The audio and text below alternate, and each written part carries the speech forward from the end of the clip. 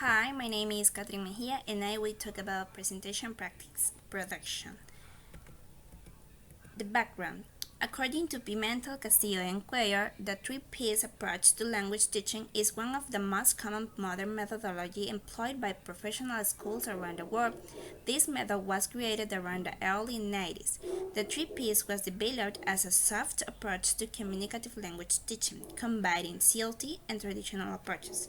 That means that it has quite similar with other approaches, the traditionals and the new ones.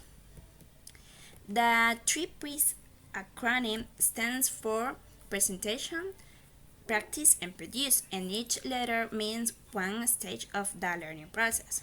So here we have them. The first stage is called presentation, where the teacher gives explanation on the topic. The practice stage is the time for the students to use the language in a semi-controlled activity, and the production stage gives the students the opportunity to use the language freely. The presentation stage.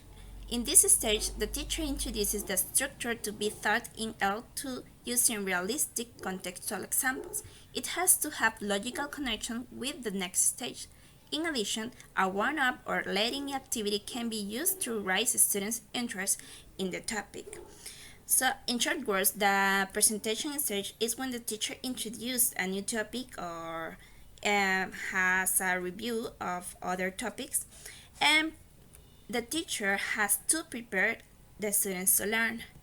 Here we have suggested activities by brainstorming, repetition drills, using the topic in context. That is important because all the activities, since the presentation stage, the production stage, we have to contextualize our activities. And also we can make a short review of the last topic. The practice stage. Students have the opportunity to practice what they learn, avoiding mistakes. This stage must be attractive for students and it should be clear and understandable and promote confidence to students. We have to be very careful with the activities that we use in this stage because our students have to be involved in our activity, right? So many activities suggest activities, drills, monitoring, information gap activities, and games. While the activities are in this step, we have to monitor them and we have to ask questions. The key of this stage is ask good questions, and I think that we have to use games because games is the best way I think to learn and teach. And the last one, production stage. This stage centers on fluency, giving students the opportunity to interact in communicative activities. In this stage, the language is used naturally in real everyday context situations through a practical task with minimal input from the teacher. So, in this stage, students show what they learned from the previous stages, right?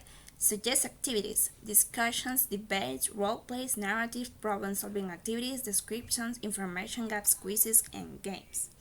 It is important to mention that the three stages has to be in a flow way to pass from one to the next one easy, right? And the three are essential for achieve the learning process.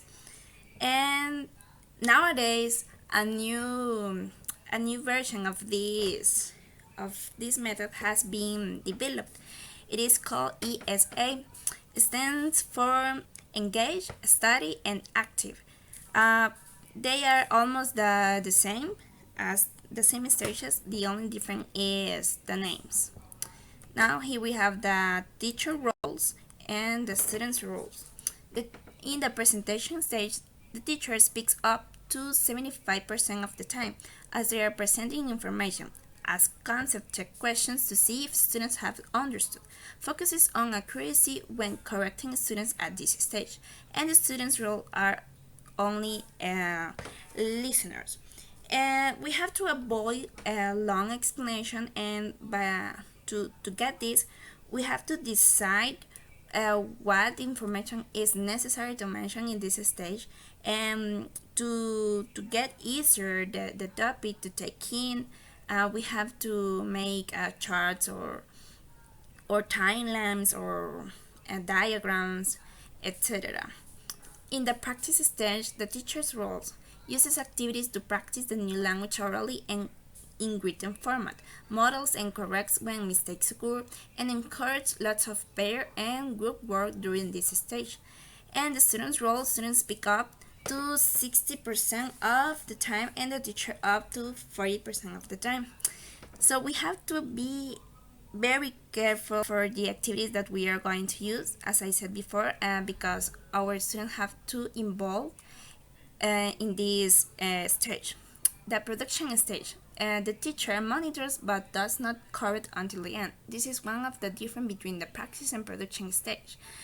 In the practice stage, when mistakes occur, the teacher can correct them immediately, but in the production stage, the teacher has to wait until the end to correct them. And focuses now on fluency rather than accuracy. And the student's role is to speak up to 90% of the time and the teacher up to 10% of the time. Students demonstrate their learning by working and sharing with each other. We see the result of all those stages. And here the teacher is like the facilitator, right? Then we have the pros and cons. The pros, I think, is easy to grasp, recommendable for new teachers. It is very flexible. It is easy to plan for and has a logical progression. It works for most types of class, including larger classes.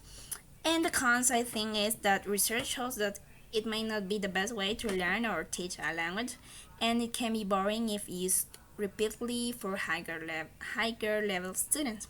Not only for them, I think for all kind of students.